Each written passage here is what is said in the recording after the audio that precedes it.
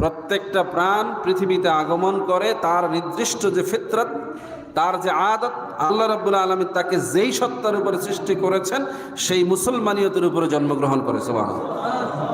পৃথিবীতে এমন কোন রূহ জন্মগ্রহণ করে না যে অমুসলমান। কথা বুঝতেছেন? এগুলো অনেক হাই থট কথা, আপনাদের ব্রেনে দিতে চাচ্ছি না, কিন্তু আপনারাও বোঝেন।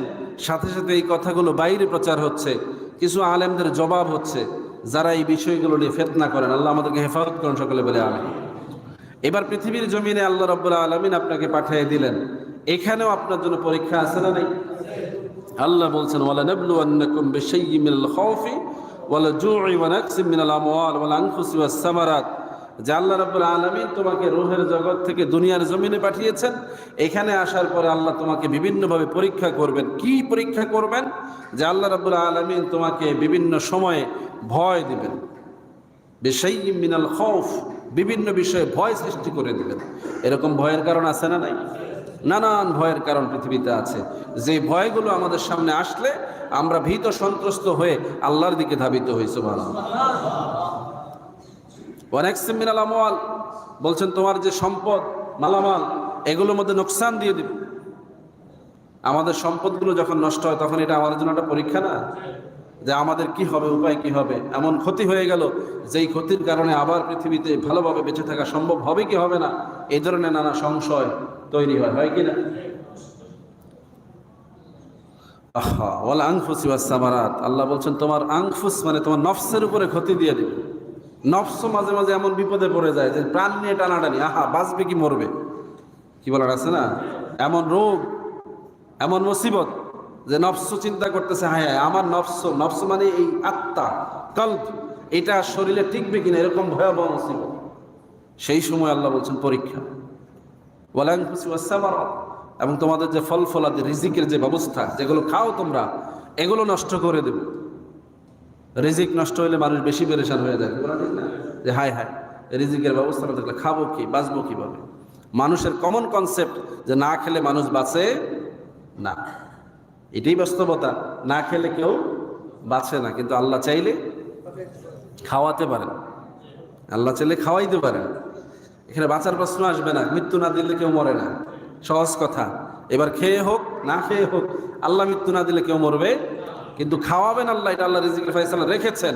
তো আল্লাহ রাব্বুল আলামিন কিভাবে খাওয়াবেন, এই ফয়সালা কার? আল্লাহ। যাই হোক, আমার মূল প্রসঙ্গ এটা না। এই দুনিয়ার জিন্দেগি শেষ হয়ে গেলে মৃত্যু নামক যে মওতের কথা বলা হয়েছে, অর্থাৎ পৃথিবীর জীবন থেকে স্থানান্তরের যে প্রক্রিয়া, রূহের জগৎ থেকে আপনাকে একভাবে মায়ের রেহেমে পাঠানো হয়েছে, মায়ের রেহেম থেকে আরেকভাবে আপনাকে পৃথিবীতে আনা হয়েছে, পৃথিবী থেকে আরেকভাবে আপনাকে কবরের জগতে নেওয়া হবে, যেটাকে আলমে বারজাক বলা হয়েছে। বারজাখী জীবন অর্থাৎ কবরের জীবন, এখানেও লম্বা সময় আপনাকে বসবাস করতে হবে। আচ্ছা, এই জগৎটা যদি একেবারেই বেহুদা হতো তাহলে কি আল্লাহ এখানে একটা সময় রাখতেন? রূহের জগৎটা একটা সচল জগৎ ছিল, সেখানেও আল্লাহর সাথে আপনার কথাবার্তা হয়েছে, সেখানে আল্লাহ আপনাকে প্রশ্ন করছেন, সেখানে আল্লাহ আপনাকে লালন পালন করছেন কিনা? রূহগুলো ওখানে কিভাবে বেঁচে আছে? তাদেরও একটা খোরাক নিশ্চয়ই আল্লাহ দিচ্ছেন নাকি? এখন রূহের খাবার কি আমরা তো জানি না, ওটা রূহের জগতে যারা খায় তারা জানে। সেখান থেকে মায়ের রেহেমে পাঠানো হলো, তাদেরকে আল্লাহ লালন পালন করলেন। মায়ের রেহেমে কিভাবে খাওয়া দাওয়া হয়েছে আমরা জানি কিনা? মায়ের শরীর থেকে নাভির মাধ্যমে ফাইভ সৃষ্টি করে আল্লাহ রাব্বুল আলামিন মায়ের শরীর থেকে খাবার তাকে ট্রান্সফার করেছেন। সুবহানাল্লাহ। তো রিজিক বিহীন ছিল না। এবার মায়ের রেহেম থেকে পৃথিবীতে আসার পরে মানুষের খাওয়া দাওয়া লাগে কিনা, খায় কিনা, জানি তো আমরা। তো এবার পৃথিবীর জীবন থেকে কবরের জীবনে যখন যাবে, সেখানেও একটা সময় তাকে বসবাস করতে হবে, সেখানেও তার একটা জীবন প্রণালী আছে না নাই? থাকবে কিনা? আল্লাহ বলেছেন আছে। পৃথিবীর জীবন থেকে তুমি যখন কবরের জগতে যাবে, সেখানেও তোমার জন্য পরীক্ষা আছে।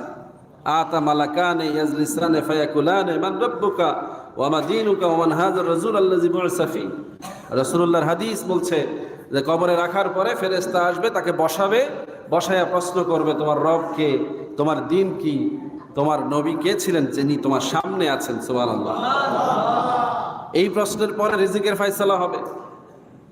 আল্লাহর রাসূল বলছেন ফানাদা মিনাস সামায়ে, তখন আসমান থেকে আহ্বান হবে, নেদা হবে, ঘোষণা হবে, যেই লোকটা ঈমান নিয়ে কবরে এসেছে, প্রশ্নের জবাব দিতে পেরেছে, পরীক্ষায় পাশ করেছে, তার জন্য কবরটাকে জান্নাতি পরিবেশ করে দেয়া হবে।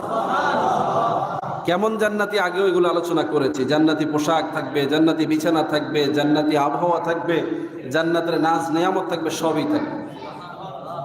আর জাহান্নামীদের জন্য পাল্টা ব্যবস্থা আছে। যারা ঈমান না নিয়ে কবরে যাবে, বেঈমান হয়ে মারা যাবে, অর্থাৎ পৃথিবীর জীবন থেকে কবরের জগতে যাবে। এই মারা যাওয়া মানে মৃত্যু না, চূড়ান্তভাবে শেষ না, কথা বুঝবেন। কিন্তু প্রত্যেকটা স্থানান্তর, এন্তেকাল, প্রত্যেকটা কি জগৎ পরিবর্তন। এই কথাটা এজন্য বলছি, কিছু মানুষ বলতে চায় যে এন্তেকালের পরে তার আর কিছু থাকে না। তাহলে রুহুটা কোথায় গেল?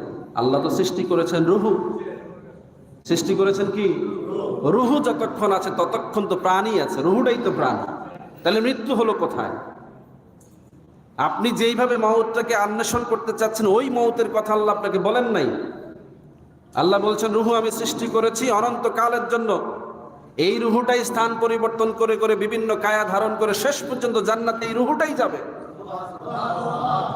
কি বলে দেখি না? এখন কবরের জগতে এই রুহুটার স্রোত কি হবে?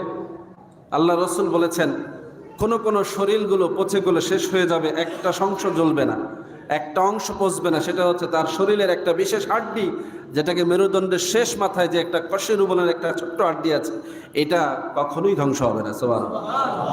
আর কিছু মানুষের শরীর যেমন আছে তেমনই থাকবে, আল্লাহ রাব্বুল আলামিন সংরক্ষণ করবেন। সুবহানাল্লাহ। কারো কারো শরীর থেকে রক্ত বের হবে, অনবরত রক্ত ঝরতে থাকবে। শহীদদের এই মর্যাদার কথা বলা হয়েছে। সালেহ যারা, নবী যারা, সিদ্দিক যারা, এদের শরীরে পচন লাগবে না, এদের শরীর আল্লাহ যেমন আছে তেমনই রাখবেন। সুবহানাল্লাহ। তাহলে রুহু কবরের জগতে কোথায় থাকবে? আল্লাহ রাব্বুল আলামিন প্রিয় হাবিব বলছেন জান্নাতে রুহুগুলো গাছের পাতায় ঝুলতে থাকবে। সুবহানাল্লাহ। কবরে কিভাবে থাকবে?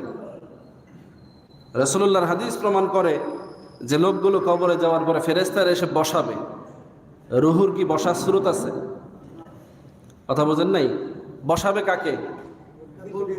বডিটাকে বসাবে। আপনি যখন কবরে রেখে আসতেন সাথে সাথে তার বডি পচে যাচ্ছে না, তাহলে বডিটাকে বসাবে। এই বডিতে তখন কি রুহু থাকবে কি থাকবে না? তাহলে জবাব দিবে কে? রুহুটা যদি না থাকে তাহলে জবাবটা দিবে কে? প্রশ্ন তো করা হবে। কথা বুঝে আসছে কিনা? তাইলে সমাধান কি? আজরাইল এসে আপনার রুহুটাকে কবজা করে নিয়ে গেল কোথায়? আসমানের দিকে অথবা সিজ্জিলের দিকে, ইল্লিনে অথবা সিজ্জিলে নিয়ে যাওয়া হলো। পরবর্তীতে আপনি যখন কবরে তার বডি রেখে দিলেন, ফেরেশতা তার রুহুটাকে আবার তার বডিতে ফিরাই দিল। সুবহানাল্লাহ। তখন তাকে প্রশ্ন করলো, প্রশ্নের জবাব পেয়ে গেল। এবার এই প্রশ্নের আলোকে ফেরেশতারা নেদা করে দিল, হয় জান্নাতি নয় জাহান্নামী। শুরু হয়ে গেল বারজাকি জীবনের কর্মকাণ্ড। সেখানে তার জন্য কি জান্নাতি পরিবেশ, জান্নাতি আবহাওয়া, জান্নাতি পোশাক, জান্নাতি রিজিকের ব্যবস্থা। সুবহানাল্লাহ। রাসূলুল্লাহর হাদিস বলতেছে কবরবাসীদেরকে যখন কবরে রাখা হবে, এই প্রশ্ন